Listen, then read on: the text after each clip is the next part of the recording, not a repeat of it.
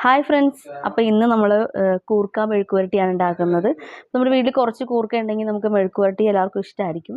അപ്പോൾ എങ്ങനെ സിമ്പിളായിട്ട് നമുക്ക് അതെങ്ങനെ തയ്യാറാക്കാമെന്ന് നോക്കാം. അപ്പോൾ നമ്മൾ ഇത്രയും കൂർക്കയാണ് നമുക്കിപ്പോൾ ഉള്ളത്.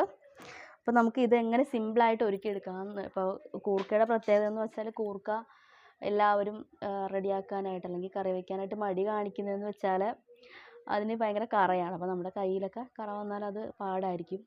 അപ്പോൾ അതിന് നമുക്ക് സിമ്പിളായിട്ട് എങ്ങനെ ഇത് ഒരുക്കിയെടുക്കാം. ഇത് പല രീതിയിലാണ് ആളുകൾ ചെയ്യാറുള്ളത്. ഇപ്പോൾ നെറ്റ് കൊട്ടയൊക്കെ ഉണ്ടെങ്കിൽ, അതായത് തൊലി കളയാൻ പറ്റിയ കൊട്ടയുടെ അകത്തിട്ടിട്ട് പൈപ്പിൻ്റെ അടിയിൽ കാണിച്ചിട്ട് ഇതിൻ്റെ തൊലി കളയാറുണ്ട്. അതുപോലെ തന്നെ കിറ്റിനകത്താക്കിയിട്ട് ഇങ്ങനെ തല്ലി തൊലി കളയാറുണ്ട്. അപ്പോൾ നമ്മൾ ഈ രണ്ട് രീതിയല്ല നമ്മളിപ്പോൾ ചെയ്യുന്നത്. നമ്മൾ കയ്യിൽ ഗ്ലൗസ് ഇട്ടിട്ടുണ്ട്. അപ്പോൾ ദേ ഞാൻ ഗ്ലൗസ് ഇട്ടിട്ടുണ്ട്. ഗ്ലൗസ് ഇട്ടിട്ട് നമുക്ക് എങ്ങനെ, അതായത് നമ്മുടെ കയ്യിൽ പറ്റത്തില്ല തൊലി കളയുമ്പോഴത്തേക്കും. അപ്പോൾ ഞാനൊന്ന് കാണിച്ചു തരാം. അപ്പോൾ നമ്മൾ കത്തി എടുത്തിട്ടുണ്ട്. അപ്പോൾ കൂർക്ക എടുക്കുക, എന്നിട്ട് ഇങ്ങനെ ചീവി കൊടുക്കുക. ഇങ്ങനെ ചെയ്യുന്നതെന്ന് വെച്ചാൽ നമ്മൾ പിന്നെ ചെയ്ത് കഴിയുമ്പോഴത്തേക്കും ഒരു തുണിയുടെ ഗ്ലൗസ്, നമുക്ക് ഗ്ലൗസ് പിന്നെ കഴുകിയിട്ട് ഉപയോഗിക്കുകയും ചെയ്യാൻ പറ്റുന്നുണ്ട്. നമുക്ക് വേഗം ചെയ്തെടുക്കാനായിട്ട് പറ്റും. അപ്പോൾ ഇത് നമുക്ക് സ്പീഡിൽ വേഗം തന്നെ ഇതൊന്ന് അതിൻ്റെ തൊണ്ടെല്ലാം ചെത്തി എടുക്കാൻ പറ്റും. അപ്പോൾ നമ്മളിത് എല്ലാം അങ്ങനെ ചീവി നമ്മളിത് ആ വെള്ളത്തിൽ ഇട്ടിട്ടുണ്ട്. ഗ്ലൗസ് ഇട്ട് തന്നെയാണ് നമ്മളിത് ചെയ്തുകൊണ്ടിരിക്കുന്നത്. ഇതിൻ്റെ കറ ഗ്ലൗസിൽ മാത്രമേ അത് വരുന്നുള്ളൂ. ഞാനിപ്പോൾ ഗ്ലൗസ് ഇത് കഴിയുമ്പോഴത്തേക്കും ഗ്ലൗസ് ഞാനത് ഊരിയിട്ട് കാണിക്കാം. കയ്യിൽ ഒരു തുള്ളി പോലും പറ്റിയിട്ടുണ്ടാവത്തില്ല. ഇനി നമുക്കിതൊന്ന് എല്ലാം കഴുകിയെടുക്കാം. കഴുകിയെടുത്തിട്ട് നമുക്കിത് റെഡിയാക്കാനായിട്ട് തുടങ്ങാം. അപ്പോൾ നമ്മൾ അത് റെഡിയാക്കാനുള്ള ചട്ടി വെച്ചിട്ടുണ്ട്. ഇപ്പോൾ ചട്ടി ചൂടായി കഴിയുമ്പോഴത്തേക്കും എണ്ണ ഒഴിക്കണം. ഇപ്പോൾ ചട്ടി ചൂടായി വന്നിട്ടുണ്ട്. അപ്പോൾ നമുക്ക് ആവശ്യമായിട്ടുള്ള എണ്ണ ഒഴിച്ചു കൊടുക്കാം. നമ്മൾ അധികം ഉണ്ടാക്കുന്നില്ല, അപ്പോൾ അതനുസരിച്ചുള്ള എണ്ണ ചേർത്താൽ മതി. ഇനിയിപ്പോൾ എണ്ണ ചൂടായി കഴിയുമ്പോഴത്തേക്കും കടുകിട്ട് കൊടുക്കണം. ഇപ്പോൾ എണ്ണ നന്നായിട്ട് ചൂടായി വന്നിട്ടുണ്ട്. അപ്പോൾ നമുക്ക് കടുകിട്ട് കൊടുക്കാം. അപ്പോൾ കടുക് നന്നായിട്ട് പൊട്ടുന്നുണ്ട്. കടുക് പൊട്ടിക്കഴിയുമ്പോഴത്തേക്കും നമുക്കിനി പച്ചമുളക് ഇട്ട് കൊടുക്കണം. അപ്പോൾ പച്ചമുളക് ഇട്ട് കൊടുത്തിട്ടുണ്ട്. ഇനി നമുക്ക് ആവശ്യത്തിനുള്ള സവാള ഇട്ട് കൊടുക്കാം. അപ്പോൾ നമുക്കിനി സവാള നമുക്ക് ഇട്ട് കൊടുക്കാം. അപ്പോൾ നമ്മൾ ഒരു സവാളയാണ് എടുത്തിട്ടുള്ളത്. ആവശ്യത്തിന് എത്രയാണോ നമ്മൾ എടുത്തിട്ടുള്ള ക്വാണ്ടിറ്റി അതനുസരിച്ചുള്ള സവാള ഇട്ട് കൊടുത്താൽ മതി. ഉള്ളിയാണ് കൂടുതൽ ടേസ്റ്റ് വരുന്നത്. അപ്പോൾ ഇന്ന് നമ്മൾ സവാളയാണ് ഇവിടെ റെഡിയാക്കുന്നത്. ഉള്ളി ഇടുവാണെങ്കിൽ കുറച്ചുകൂടി ടേസ്റ്റായിട്ട് നമുക്ക് കിട്ടും. അപ്പോൾ സവാള ഇട്ട് കൊടുത്തിട്ടുണ്ട്. അപ്പോൾ ഒരുപാട് സവാള ചേർക്കുകയാണെങ്കിൽ മധുരമായിരിക്കും. അപ്പോൾ അതനുസരിച്ചിട്ട് വേണം സവാള ഇട്ട് കൊടുക്കാനായിട്ട്. നമ്മൾ നന്നായിട്ടൊന്ന് വഴറ്റി കൊടുക്കുക. സവാള നന്നായിട്ട് വഴണ്ട് വരണം. അപ്പോൾ നമുക്കൊന്ന് സിമ്മിലിട്ടിട്ട് നമുക്കൊന്ന് വഴറ്റി കൊടുക്കാം. ഇതിൻ്റെ കൂട്ടത്തിൽ തന്നെ നമ്മൾ ഒരു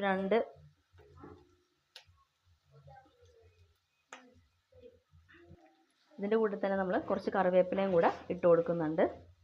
അപ്പോൾ അതും കൂടി ചേർത്തിട്ട് നമുക്കൊന്ന് നന്നായിട്ടൊന്ന് വഴറ്റിയെടുക്കാം.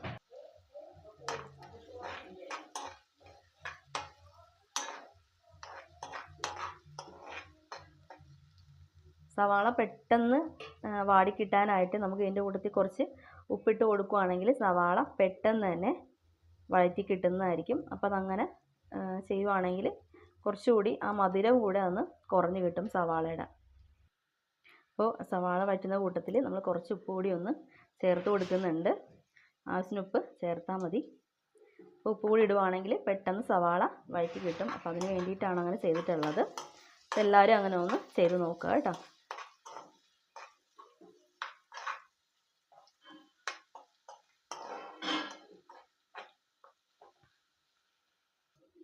അപ്പോൾ സവാള നന്നായിട്ടിപ്പോൾ വാടി വന്നിട്ടുണ്ട്. ഈ സമയത്താണ് നമ്മൾ പൊടികൾ ആഡ് ചെയ്ത് കൊടുക്കേണ്ടത്. അപ്പോൾ നമുക്ക് ഇനി പൊടികൾ ചേർത്ത് കൊടുക്കാം. അപ്പോൾ ആദ്യം നമ്മൾ കുറച്ച് മുളക് പൊടിയാണ്, ആവശ്യമുള്ള മുളക് പൊടി നമ്മൾ അതിലേക്ക് ഇട്ട് കൊടുക്കാം. അതുപോലെ തന്നെ മഞ്ഞൾപ്പൊടി നമുക്ക് ചേർത്ത് കൊടുക്കാം. ഇനി ഇത് രണ്ടും കൂടെ നമുക്കൊന്ന് നന്നായിട്ട് വഴറ്റി കൊടുക്കാം. പൊടി സവാളയായിട്ട് കിടന്നൊന്ന് നന്നായിട്ടൊന്ന് മൂക്കണം. ഇത് വീഡിയോയിൽ കളർ കുറവായിട്ടാണ് തോന്നുന്നത്. അത് നമുക്ക് ലൈറ്റിൻ്റെ പ്രശ്നമുള്ളതുകൊണ്ടാണ്. ലൈറ്റ് ഇവിടെ കുറവാണ്, അപ്പോൾ അതുകൊണ്ട് തന്നെ ഇപ്പം അങ്ങനെ കാണാൻ പറ്റത്തുള്ളൂ. അപ്പോൾ അത് നമ്മൾ മനസ്സിലാക്കുക. ഇനി നമ്മൾ കഴുകി വൃത്തിയാക്കി വെച്ചിട്ടുള്ള കൂർക്ക നമുക്ക് അതിലേക്ക് കുറച്ച് കുറച്ചായിട്ട് നമുക്ക് ഇട്ട് കൊടുക്കാം. നമ്മളത് കഴുകി വെച്ചതിലാണ് ഇട്ട് കൊടുക്കുന്നത്. അതിനുശേഷം നന്നായിട്ട് ഇളക്കി കൊടുക്കുക.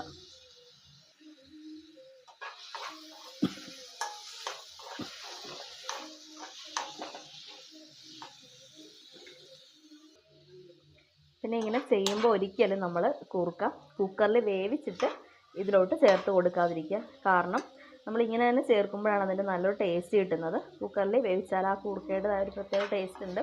അപ്പോൾ അത് കിട്ടാതെ പോവും. എൻ്റെ അഭിപ്രായമാണ്. എനിക്കങ്ങനെയാണ് ചെയ്യുമ്പോൾ തോന്നിയിട്ടുള്ളത്.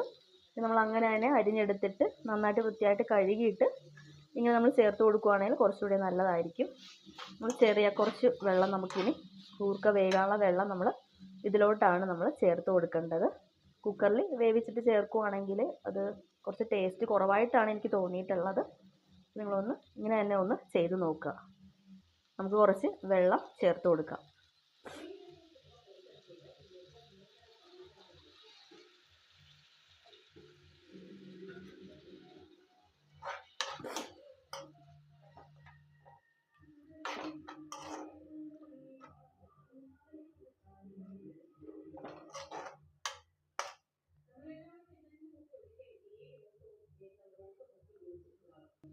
ഇനിയിപ്പോൾ ചെറുതീയിലിടുക. ചെറുതീയിലിട്ടിട്ട് ആ കൂർക്ക ഒന്ന് വേകാനുള്ള കുറച്ച് സമയമുണ്ട് കൂർക്ക വേകാനായിട്ട്. അപ്പോൾ നമ്മൾ അതൊന്നും ചെറുതീയിലിട്ടിട്ട് മൂടി വെച്ചിട്ട് തന്നെ വേവിക്കുക. അപ്പം നമ്മുടെ കൂർക്ക മെഴുക്ക് പുരട്ടി വെള്ളമൊക്കെ പറ്റി റെഡി ആയിക്കൊണ്ടിരിക്കുകയാണ്. അപ്പോൾ നന്നായിട്ട് റെഡി ആയിട്ടുണ്ട്. അപ്പോൾ നമുക്ക് ഇനി തീ ഓഫ് ചെയ്യാം. അപ്പോൾ നന്നായിട്ട് തന്നെ റെഡിയായി വന്നിട്ടുണ്ട്. നമ്മൾ തീ ഓഫ് ചെയ്തിട്ടുണ്ട്. അപ്പോൾ വീഡിയോ ഇഷ്ടമായാൽ സബ്സ്ക്രൈബ് ചെയ്യുക, ലൈക്ക് ചെയ്യുക, അതുപോലെ തന്നെ കമൻറ്റ് ചെയ്യുക. എല്ലാവരും ഇത് വീട്ടിൽ ചെയ്ത് നോക്കണം. അപ്പോൾ അടുത്ത വീഡിയോ ആയിട്ട് കാണാം. Thank you.